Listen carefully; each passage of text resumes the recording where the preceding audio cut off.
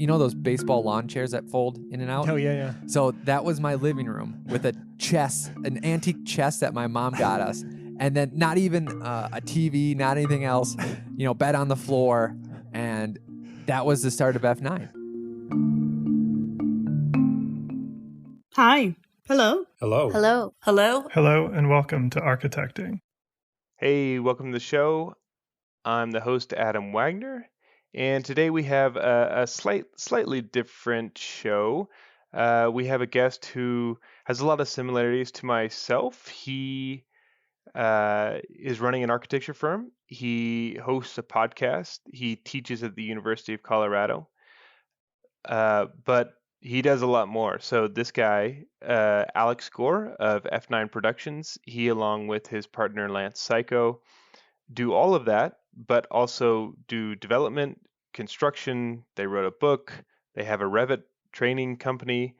They're really serial entrepreneurs.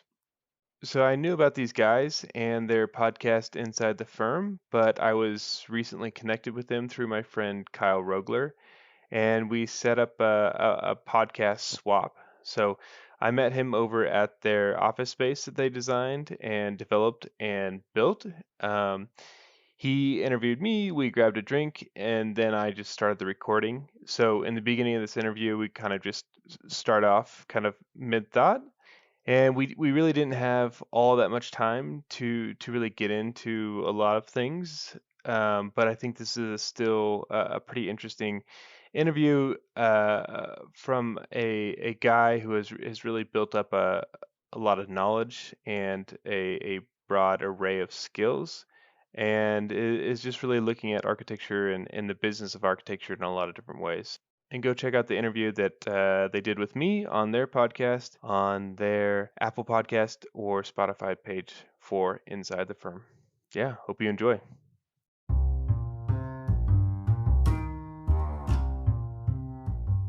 Hey, we're happy to be sponsored by Modern in Denver Magazine. For over a decade, they've been crafting fantastically curated content on Colorado designers and projects, spreading the gospel of good design within our region. And I love how the goal of Modern in Denver aligns with the goal of this podcast, to better build up and connect the community of Colorado designers. So go buy a copy of the magazine at your local bookstand, subscribe to their weekly email list, and follow them on Instagram. Check it out. Okay, it's capturing. Yeah. One of our employees, she wasn't an employee. She was literally in school. We just knew her, lived in New York, and she actually worked for another firm. And then she knew our whole Revit system and stuff, and said, "Oh, can you do some work? Just like side gig, whatever." So it was literally maybe at max 10 hours a week, and that's at max. It might have been like 4 or 6 or 2, and then in the summer, 10. And we somehow missed the communications from New York for unemployment insurance that we didn't pay, and then missed the warning, and then literally could not get out of a $4,000 fine. And we go, "What is this for?" And then it's like, "Well, in case she loses her job, like she's a student." Well, and then that didn't matter to them. And then she also works at another firm. Like this is literally just like paying a college student to do some like lawn work, but she has skills in architecture and Revit. So she's not doing lawn work. It was crazy.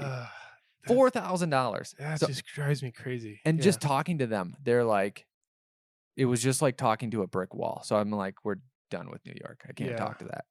I know. We were just saying how Justin and I were trying to get a project in New York, and just the hoops we had to jump through for this small, tiny project. We finally just said no to it, and we're going to have to do a bigger process to get licensed there. But it's crazy. Yeah. It's also, even in Boulder, these client of ours is doing a porch addition. It's not a big porch addition. It's very, very small. But with Boulder, they need a survey of the land to know where the points are, and then a survey of the topography because they need to know if you're breaking bulk planes, even though, so it's like they're literally paying, I'm making up a number, but like $8,000 in fees and in surveyors and architects for a $10,000 porch. And it's like, I don't want to do this either, but like, It's crazy. Yeah. Well, cool. This is a special episode where I'm not staring at a screen. I got the real life, the real man here. And where are we at today? What is this beautiful space? We are at our headquarters for F9 Productions in Longmont. We have a small satellite in Denver. It is in a development that we built that includes 8 residential townhomes and then 1 commercial. It had to be a mixed use site. It was zoned as mixed use. I don't know what you would put in here. Well, mixed use. I guess you could have commercial and residential. Anyways, it's a small site. Yeah. So it seemed like this project fit. We've been doing townhomes for a while. We had some money, so we put it into the land costs and then developed it, and then we're the GCs, and here we are sitting today. Yeah, it's awesome. When I think that gets to this first question I ask everybody, make people awkward, Nice. of who are you? Yeah. Have you seen Lawrence of Arabia? Yeah. Is that where this question comes from? No. Did I? But do you get the parallel? No. It's been a while. So Lawrence of Arabia was a British army officer who basically during, I believe it was the Second World War. I might be wrong that it's the First World Maybe War. the first, yeah. The First World War. He got a contingent of Arab people to fight whoever they are fighting, the Turks, who knows what people were doing back in the day. But anyways, he's struggling with like, what's he doing? Who is he? And then at the end, he's across the river and he's on a sand dune and someone's yelling from the other side, "Who are you? Who are you?" And it's that double meaning, like not just who are you, but then to him, it's like, who am I? Yeah. Who am I? I'm just going to play that clip for everybody before, and that's going to There open you it up. go. I like that. So who are you? Who are you? And then you're forced to answer. I am someone that has always been interested in architecture and drawing since I could draw. And I am someone who hasn't known anything but that. I was in the National Guard for a while, so I know a little bit about that world. I'm a dad, so I have kids and a wife, so I know about that world. But mainly the most I know is about architecture and construction, and I'm finding out I know less and less about that every single day. That's funny. I told my business partner about you guys and about F9 Productions today, and I said, okay, here's 2 guys, and they do architecture, they do construction, they do development, they have a podcast, they wrote a book, they have a course, offer a course called Architect to Builder. They've got Rocket Revit rocket ship. You got your BIM library and training, and you teach it CU. I'm probably leaving out some other things. And my partner is pretty introverted and pretty focused. And he said, just hearing you say all that stuff stressed me out. And I feel like that's maybe a good sum up of you guys, perhaps, at least from the outside of what it looks like. Yes. You got a lot going on. So where did that come from? So where'd you grow up? Rochester, Minnesota, which is south of the Twin Cities. It's not close. It's about 90 minutes. Anyone who knows it probably knows just because the Mayo Clinic's there. If you are those hospital buffs. Yeah. So yeah, I grew up there, and then I didn't want to go to the U of M because I just felt like everyone was going to the U of M.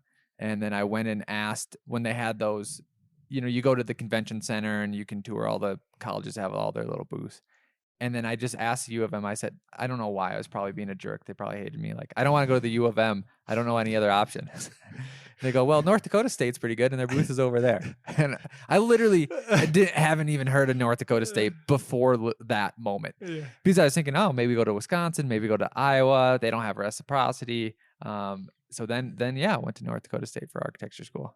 Well, what did your parents do? Or what were you around growing up? Were you around sort of the idea of architecture? No and yes. So my dad worked at IBM his whole life. And for probably the first 14 years of my life, I had no idea what he did. And I would even ask him, like, what do you do at IBM? And he could never explain it. Or maybe like And I remember asking, trying to figure it out, and he probably used terms I didn't know. So it was either I was smart enough for 14 or 15, or he dumbed it down. And this is how he dumbed it down. He goes, all the parts in IBM have a number. He goes, even every idea has a number to it. Someone needs to know where all those parts and all those ideas are. And that's what my department manages. So I go, oh, that made sense. Why didn't you say that 8 years ago? I probably would have got it. And my mom just raised us kids. She did some side accounting stuff. So I had older brother, younger brother. So I was in the middle of those two. And then an older sister. But so it was basically just me not even knowing what my dad did, and then knowing exactly what my mom did. And those were different than architecture. Yeah. But I started drawing ants versus bees. And I would just draw them on big sheets. And my grandpa worked for State Farm, and they'd have big calendars.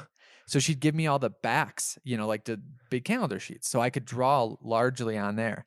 And then I would draw pirates fighting each other. And then I started to just draw like cityscapes. And then my grandma would take us literally like on architecture tours to like the towns. Like it would be a weekend at grandma's, like it'd be Friday and Saturday or Saturday and Sunday. And she'd take us to a different town. We either sleep at her apartment or, wherever. So I'd get to go see historic buildings and things like that. And then I would draw floor plans and elevations of like libraries and things like that. And get pretty, spaceships too. Yeah, and then make up like what was in the spaceship, like a bunch of nonsense. Like here's the fuel tank, what, no relationships probably to reality. And then in high school, there was drafting class. Yeah. And then by the time I was in 4th year in drafting class, I think I had electives. I took 4 drafting classes in 1 year. I was just like, screw all this. Like this is here's all my eggs. We'll put it right here in one basket. And then I knew I was going into architecture school. But a side story to this was sometimes I get internally upset at students. I'm like, how do you not know proportions? How do you not know a bathroom? Like a typical bathroom is like 5 by 8, how do you not see a scale of a toilet and realize 12 by 34 is not right? And that's an exaggeration. Yeah. And then I had to give credit, like some of them, they're just like, this might be their first architecture class where like I'm 7 and drawing out bookcases of libraries, and all that other stuff. So it's like, okay, not everyone is doing that. Or that's maybe my assumption. Maybe more people are doing that. I don't know. Yeah. I don't know. Probably not. Yeah. Maybe spaceships, but maybe not bookshelves. Yeah. Yeah. And then it was just from that early age, I remember distinctly my mom, probably my dad too, but my mom and my grandma just saying, "Oh, he's going to be an architect." And my brother was always back and forth. He always wanted to be an army soldier, and then he went into the army, right? So that made sense. My other brother, who knows, and the same thing with my sister. But for me, it was always just like, oh, he's just going to be this. So that's yeah. That's interesting, like the power that like spoken over you had, you know? Like if they're like, oh, he's going to be a firefighter. Yeah. Would you, Yeah. But I think it's also paired to your interest, right? But yeah. Exactly. It was probably a reinforcement. Yeah. Right. Yeah. So then you were pretty set on architecture, but not U of M. In the next closest place. Yeah, that was affordable. It was affordable. So getting there was, you probably had this bag of tricks that you thought was pretty good, possibly from drafting. You get into the program. Was it what you expected, or did it shock you in a way it probably should have? It shocked me in different ways. In realizing that, holy crap, some people are way better at X or Y than me. And then the other thing is, I never attribute that what I was good at, I was better than other people, but I was like, studio was right up my alley. Yeah. Studio was like literally from 8 a.m. even after partying to midnight. Like I was just at studio the whole time, or library. Like that was my home. Yeah. One of my friends thought that I didn't leave studio for 4 days straight. And I go, no, I've been home every night. I just get there, like, because this was during the, I just get there at 7 a.m. and I don't leave until like 9 p.m. at the early. So every morning you see my car because I parked it in front of their house. Every night you see my car, but like I am going home. Yeah. It's just different sort of hours. But college was funny because like statistics, I literally could not pay attention to at all. And I tried extremely hard and then I would just daydream. Chemistry, the worst at chemistry. Yeah. I'm a big reader, but this one book that this professor made us read for who knows what class it was, maybe a writing class, maybe, I don't know. But like my roommate, who's one of my best friends, sums it up. He's like, if you don't like something, you really, really suck at it. Yeah.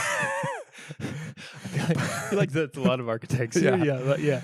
But then like anthropology, a lot of people hated. The professor stood in the front. He put his hands, people can't see, but basically to their side with the inside of the elbows out.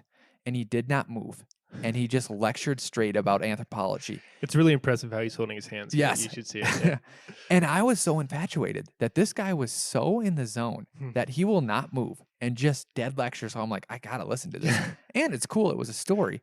Turned out it was a cardboard cutout and he just had a recording coming out. And So, while I admit like those other areas, I was the worst. I was the worst at. And it's so bad, I don't recommend this. One of my teachers, I was even complaining to one of my teachers, like, I just hate this book. I can't even do this. And he's like, what? You got decent grades. And I was like, I didn't say this. I go, well, I cheat off of, what's her name? Like that lady, I cheat off of her all the time. I literally have no idea what this book is about. But anthropology, on the opposite sense, I just remember like I was into that, and same with one of the architecture classes. So the anthropology class, after the first test, everyone had a D, and me and my roommate had an A. And the TA came in, and everyone was just complaining because they're not, NDSU isn't the Yale of anything, but they came to college, they're trying, right? Literally, like it was D's across the boards, and the TA said, he goes, well, study harder. And everyone was pissed. And I just laughed. I think this is hilarious. And one of the first architecture classes too, again, it was probably just my interest. I just soaked it up. Thought it was awesome. And people were getting C's. And I'm like, I don't understand. But it's probably the opposite. Other people can pay attention to statistics and other thing. And I'm just like, I have no idea. No idea what's happening. Yeah. And so then what, we kind of talked earlier that it's so easy to kind of land in a college, especially for undergrad, where you don't really know what you're getting into possibly. So what did you get out of North Dakota State that you probably wouldn't have other places, or what was it really good and what did it kind of leave you with? Yeah. So I think the summary comes from, how every college has to get accredited. And we had to put on our boards for students, and then people had to fly in from all over the place to see what the students were doing, interview, stuff like that. And what I got, this is almost counterintuitive because like a lot of architecture is in New York, San Francisco, LA, all those other places. And North Dakota is not it. Even like Colorado architecture is far superior to a lot of North Dakota architecture. Not all of it, but just on a general level. And one of the accreditators came up to me and just kind of like put his shoulder next to me. And he's like, I don't understand. And I go, what? He goes, we were expecting this to suck a lot more. He goes, what is going on here? Because Lance is my business partner, has great stuff. Like a lot of good stuff was coming out of that. And I go, well, I think there's a couple things. There's nothing to do here besides drink, football, and study. Yeah. So if you like it, you're good. Yeah. The second thing I said was, since there's nothing to go here, we go to other places. Like we fly to New York. We fly to San Francisco. People take tours of the Southwest. And I remember being in Europe doing my tour and meeting some people just going around drinking. And they were locals from Spain. And they're like, oh, we haven't even been to the places in Spain that you've been to. Yeah. So besides there's nothing else to do. But then I didn't say this third point. And the third point was, since there's nothing else to do there, like, and I know that I just can't walk there and see it. Like, I go down to the library all the time. Yeah. Like, it's crazy how much of those masters, like Mies van der Rohe and Marcel Breuer is one that I'm thinking about. Like, and there's some of that stuff around there, like in Breuer stuff is in North Dakota and in Minnesota. Yeah, yeah. It's like these masters are literally right below the studio. And if there's nothing else to do, you can just go down there and see what they're doing. Yeah. Or did do. Yeah. I think that's really interesting, you know, like the idea of that or Kansas State to some degree, although we had like another rival college next to us where there's some kind of cross-pollination, but those places where, yeah, there's less to do. And I feel like if you have those professors and those pockets of just really great learning and ideas, you know, you can really have this fantastic culture of design and learning that, that's not always visible to outside, right? And I think too, one of I was telling you in the other podcast, my friend who's a PhD but not the doctor. Yeah. So he's been at a couple of really great schools, and now he's a teacher. And somehow, like, he's known people from Harvard and Yale and from NDSU and K-State all over the board. And somehow we were talking, and he said the difference that he feels, you would know more, is that at a NDSU or wherever, you'll have people just as good as Harvard and Yale.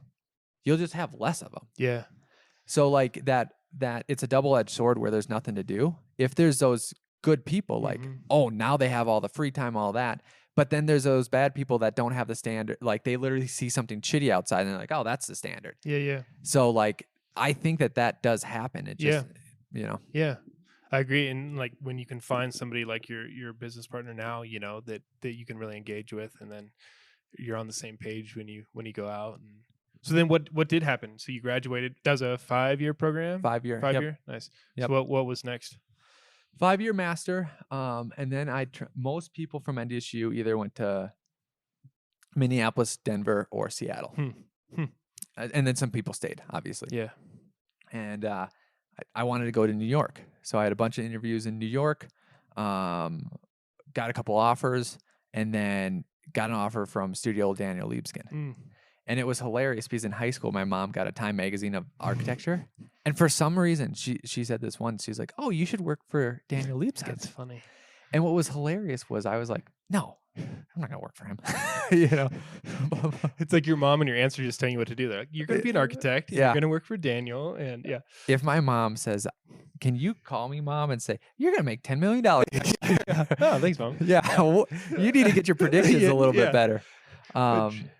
So then I go out and work. Well, it was funny because when I was out there, I was getting phone calls from Liebeskind's office, and I was graduating. So they said, it was weird. I go, when can I have my interview? And like, well, we offered you an internship. And an internship, I can't remember what the money was, but let's just say a couple $1,000. Yeah. It was fine, but it wasn't anything, Yeah. right? And I was just so confused. Like, do I have to turn down the internship to get the interview for the full-time job? That's what I thought was happening. Yeah. But then I finally came to the conclusion that there's only so many OMAs, Liebeskinds, Garys, who you know them. That I might as well just take this internship, even if it is just an internship. Right, so yeah. it was maybe like a 3-month internship, and then 2008, the crash happened, and it was right around that. It was right before the official crash, and we were on our station that we got off of Wall Street Station. So we were on the 17th floor, so we could see like the bankers losing their job. But I got a job slightly before that. But in New York, you could feel it. Yeah. You can feel things in New Ouch. York, and so like I knew things were semi down. I didn't get in. My internship was wrapping up. And I think I was young and stupid. So like, I don't know how much I pushed it, but I went and interviewed at a couple other firms, and one said, okay, before we offer you this job, like, can you just go ask them if you're going to get a job there? I go, okay, sure. So I went and asked them, and then Michael, which was my boss, but there's higher level bosses, he couldn't make the decision, but I don't remember who I asked, but the next day Michael goes, congratulations. And I go, what happened? And he's like, oh shit. He's like, well,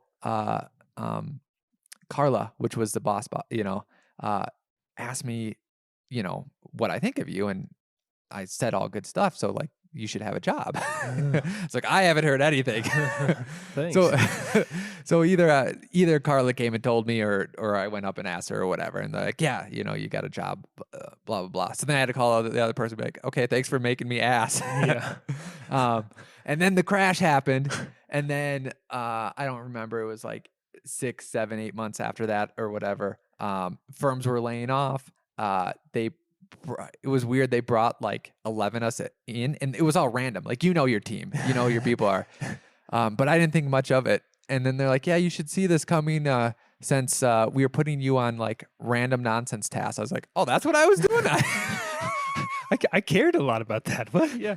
I would have went to the museum if I knew it was a random nonsense task. And you're all laid off. They said it nicely and all that. And I was fine because you're talking about like, what did you learn at NDSU? I saw it at Libeskind too. I was literally the last person hired, right? Mm-hmm. So way more experienced people than me were being laid off. But also like some of these guys and girls, I was like, oh, you are way better and way smarter than me also. So like, I can't feel bad that I'm getting laid off when someone that is actually smarter and better than me is also getting laid off with more experience. Yeah. And then it was a disaster because most of the offices, people knew each other in every office's shop, all that. And everyone was just cutting like a third, a half. And one of my friends there, he basically, we had lunch afterwards and he's like, you should just get out of New York, which was like good advice because I don't know if I came to that conclusion yet. Was that the goal? Were you thinking, oh, I'll just stay here for a few years with Libeskind or whoever and then go back somewhere else? Or you're like, no, I'm a New York guy? At that time? When you started, yeah. I think I was a New York guy. And I think all I knew was like, I'll just be here for the next 5 years. Who knows? After that, I think I always had ideas of having my own firm, but it was, you're new. I didn't think anything, that anytime soon I was going to go start anything. Yeah.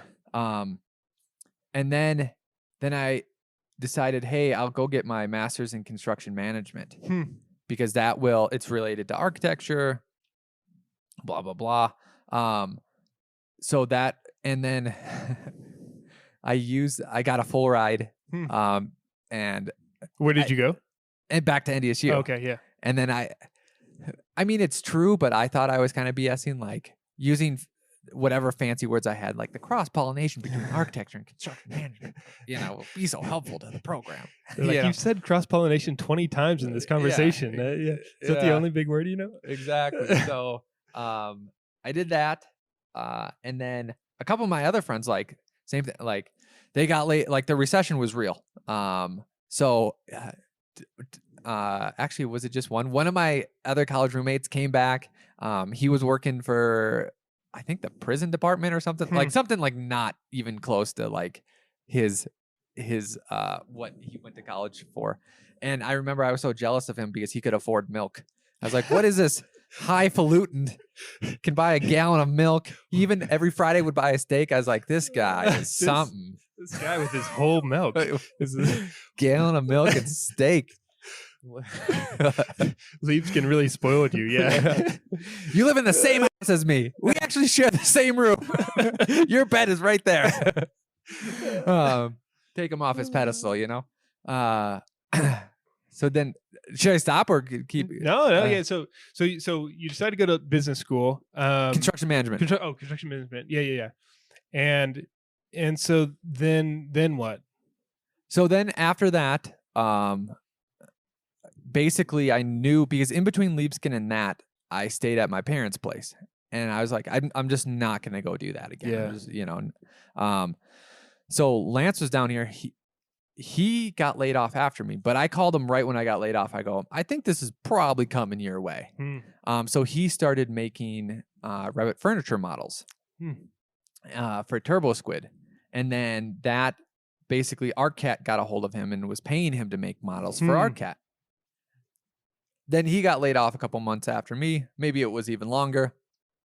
I was in college, and then I was wrapping up. It was basically a year and a summer to get the master's in that. And then I think I just started helping him on some odd stuff. And then I had $4,000 in my bank account, and So much milk. so the amount of milk and steaks you can buy with that, it's huge. Good thing I didn't buy that. And he was like, "Yeah, I don't know if you should come down. I don't know if I have enough work." And I go, "Well, I'm doing it. There's no other. I'm doing it." And I get the apartment I got was right above him over, and then it was the dining room was where then we set up our desk. And all I had, those baseball lawn chairs that fold in and out. Oh yeah. So that was my living room with a chest, an antique chest that my mom got us. And then not even a TV, not anything else, bed on the floor.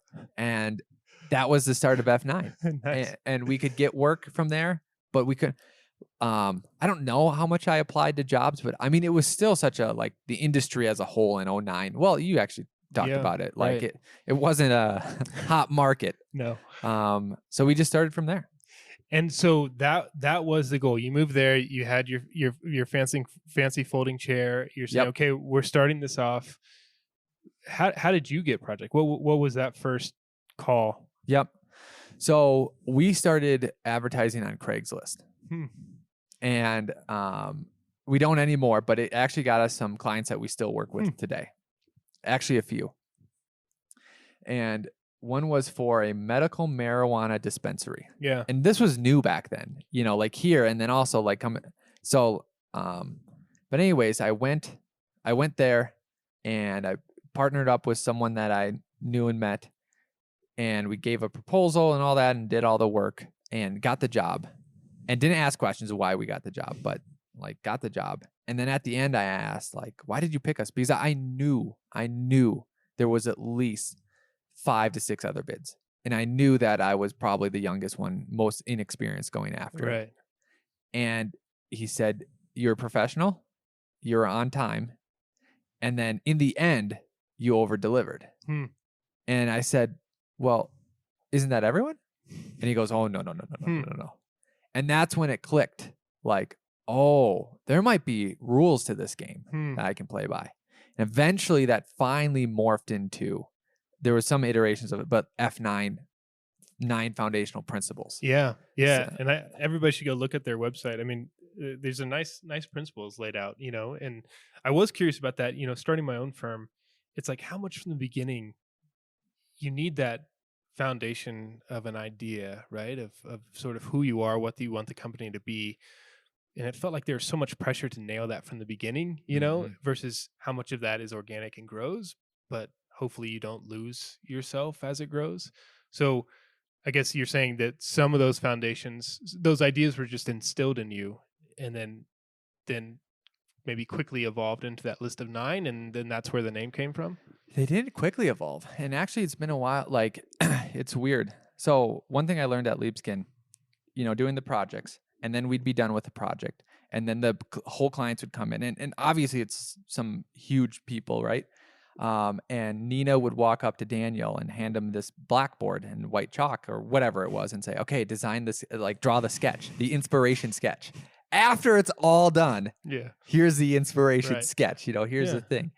So I go, "Oh, okay, that's how it's done." So F9 originally wasn't even that. So our firm, literally that was the first summer that whole realization came in, and it literally built on that. But the firm was, "Oh, we don't have any real work. What should we call ourselves?" F9 is a hotkey for 3D Studio Max. That's awesome. So it was we have a lot of production in the F9 button. Look at you guys, fancy 3ds Max. Yeah. So we're F9 Productions at this point. And then once that idea of those principles came in, we started naturally adding them, and we made rules we time everything. We made rules because they said you're on time. We get back to clients within 24 hours. That's one of our rules. Another one was we got to start the firm relatively young before we are too indoctrinated in the ways of everyone else. So when we made Revit, which relates to our course, like we go, how would we do this if we were in charge? So every component, like the wall systems, are framing walls first, finish wall second. Same thing with the floors, same thing with how we do 3D views and all this stuff, because it mimics the way it's constructed. So then now when you actually model something, you can have more confidence when you go out in the field or someone calls you. So model like it gets built is one of them. It might be 4, but I can't remember. And then like all of these, I'm like, I'm pretty sure there's like unwritten close to 9 of them. And then I kind of wrote down the ones that like everyone knows that we go by. And I go, that's it. Like, this is how we've been operating. You know, the story has changed. We've done the design period of 5 years of building a firm. So now we're doing our end sketch. Look at our sketch. It's a chalkboard. Yeah. It's a good thing that your hotkey wasn't like F2 or F1 or something. You wouldn't have very many rules. Yeah. That's awesome. So that's sort of like 5 years in. So you guys are what, about 12 years in? 2009, beginning of 2009. Is it 22? Yeah. So yeah, that 11. Yeah. So you get the dispensary. It's the 2 of you guys. I think the interesting project is like the second one. You know, sometimes you stumble into the first one, and then how do you get the second one, and how does that kind of roll into hiring your first person and growing? Yep. So I'll go into that. One thing that we had, that ArtCat work was our steady bread and butter. So like that was what was paying the bills while we were going, so that we could pursue these other things. After that, there was this developer down in Golden, and he bought do you see the upper right one? Yeah. What's that yellow. called? Yeah, we're looking at the picture in the office here. I think we just call it Golden Duplex, but the foundation was already there. And what was on it next to it were they were built like maybe 5 years before that, but horrible 70s looking outside and inside the way it was cut up. Like, you know what a 70s cut up architecture is. And he was like, hey, I'm thinking about going with you guys. I like your energy. I like, all this. And this is like negotiation after negotiation. And Lance is walking around, talking to him. And I think he had it on speaker, or maybe I could just hear, what was going on. And he was just waffling back and forth. He goes, because I've been talking to another architect, and he said, if you, developer, go with us, you will regret it. And I go, Lance, because he pressed the mute button. I go, tell him about all your construction experience. So Lance was in the field when he was 15. So then he was able to say, that other guy doesn't have this. This other guy does this. You will not regret it. And that's how we landed the next one. And he didn't regret it. He's still a friend to this day. It's still awesome. But to the credit to that other architect, I remember it's a duplex. I know we had to have firewalls, but I didn't know what a partition firewall was. Like the gap in between the 2 layers of because like, how does that even stand up? Right. Oh, there's so like the the city inspector saw that I had 2 1-hour walls, but he's like, oh, you should do a party wall shaft liner in here. And I go, what is that? And he's like, oh, I'll send you a detail. Like, that's how raw we were. Yeah. Right. Like, not even knowing that. Yeah. Hey, sorry, you have like a hard out at 2:30? We can go a little bit longer. So, just if I leave at, we can go to 2:40. Okay. I'll speed it up. I hate this. I love just I get way too into the details here with you, but okay. So you got that, and you're building up the firm. I think, again, going back to our beginning conversation of the sort of who are you, and the thing that all the list of things that I sort of labeled you as, all these things. Was that there from the beginning of saying, okay, we're these entrepreneurs, we want these revenue streams, we're interested in all these things? It was a vision from the beginning, or did it sort of come together? No, that was there from day one, and it's an absolutely great question. I think it would be immensely harder if you tried to start a firm without some sort of support. So I don't know if your wife had a job when you were kind of doing your own thing. Probably. No, we yeah. were just like living in a 300 square foot apartment, and Okay. I feel like that is hard. So congratulations to you. And we're still married. See, Yeah, like you said. Yeah. I'm about to do a remodel, so we'll see if we make it through. There you go. We knew from Libeskind and Studio HT, both of them amazing firms, but okay, one does like super high-end big stuff. They'll do maybe a museum and a high rise and stuff, but like these clients are clients, Right. right?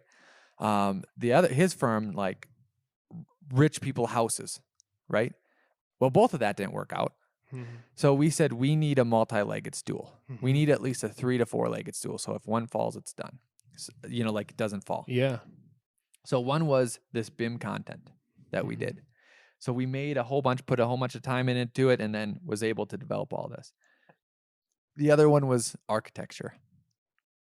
And then soon after that, it was, okay, this BIM content that we made for someone else, can we make our own thing? And we're making our own template. Can we sell that? Right? So that's another leg to stand on. And then after a while, then it's like, then we need to hire because we're getting more projects. And honestly, back then, not a lot of people were good at Revit. So we just asked CU, can we help out some way, And they're like, do you want to teach? There's another leg.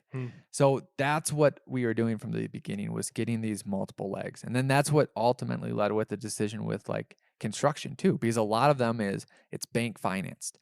So once it's bank financed, let's say the build is a year, you have some steady stream of income for a year. A lot of architecture, like if something happens, a client will just say, hey, pause. Yeah, right. Like, I'm not paying you any more cash. Like, and it never comes down to this. Like, if you want to kind of contractually hold me to trying to, like, it's going to be a nightmare, Right. So that's where the construction end came in. And then the development end came in too, just logically. Same thing, like, okay, we have some cash. What do we do with it? How do we get a stronger leg? Oh, can we make something that we already have designed, that we know how it's put together, and then make our office, and that will only help further boost the whole stool. Right. Yeah. No, it's super impressive. And I think, there's so many firms trying to go, myself included, going to a more design develop model, and to make it work like you guys are, I think is impressive. But I also know from my experience, it's just like, how do you fit it all in a day, and how do you juggle all that without then diluting sort of yourself or your schedule or your life or your maybe vision in a way? Yeah, some of it does get diluted, and then the other thing too is the amount, and this is like, what do you want to do, and how much are you comfortable with? Right. The amount that I actually design is very little. Right. So one house in Boulder that's hopefully, it's looking to be a really, really great house. I did the first couple iterations of it and then handed it off. But other than that, in the past, let's just say year and a half, most of it is, oh, here's a project. Here's our project manager, one of our architects or project managers. They're doing it. I might sketch something out. Right. Or I might say, you go for it. And then all of a sudden it's like, that's diluted, but I'm not sitting there for 8 hours doing the design on that. I'm either communicating, coordinating, field, something else. And then it comes down to is like, okay, what kind of life do you want to live? Right. How much do you still want to be in that design world than not? I can get that through, I've done a bunch of it. I've made up my own projects, just for myself. I can have other projects in my back of my head or sketch later, and that's fine. So I'm okay with that at this point. I don't know if I was 2-3 years in, like, how do you, if you're 2 or 3 years in, not only are, how we talked about, we're establishing essentially a Revit thing, you're establishing like how your firm operates and how it goes across, right? And like we just touched on briefly, like you can be one of those firms that spend so much in time in design and stuff like that, but you aren't going to know. I'm just picking on you because you're right here, not really picking on you. He's pointing right at me. Yeah. How are you going to know what is appropriate amount of time, iteration, care, unless you do that on the first 10 projects, Right. that you're actually doing? Right. I've already done 10, 20, 30, 40. I don't even know how many. So now I don't have to do that. But if I didn't do that, how can I tell people like, no, like SD in this needs to be this proportion and we need to figure out, and here's some techniques to do it. Here, if you're really stuck, like bring down everyone around here. So the only reason, and I don't even think you're asking this question, is like, some people might want to do it, but are you at that point of doing it? Right. Yeah.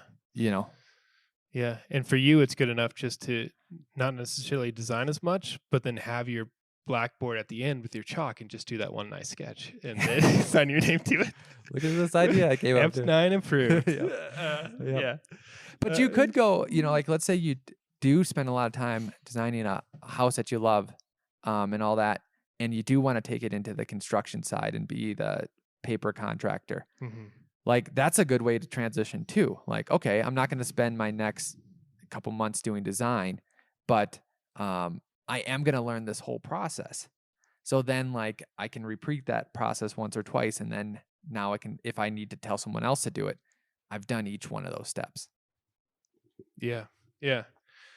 Well, I know you got to run here, so we're going to jump to some other questions. But so what are you excited about? What's in the future? What's the next step for F9?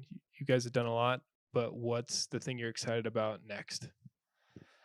One of the things I'm so excited about is so far out there and such a small chance, I don't even know if I can say it. Like, it's such a pie in the sky sort of thing, that it does involve a lot of my talents and skills that I developed, but it's so rare that, like, who knows? It's like no one gets to do this, So other than that, sorry about you just teasing and not going to tell us, or yeah. What does it start with? What's the first letter? No. So I mean, I can tell people because it won't give away anything. It has to do with space, and that's just a different industry. I hate to use this pun, but we will.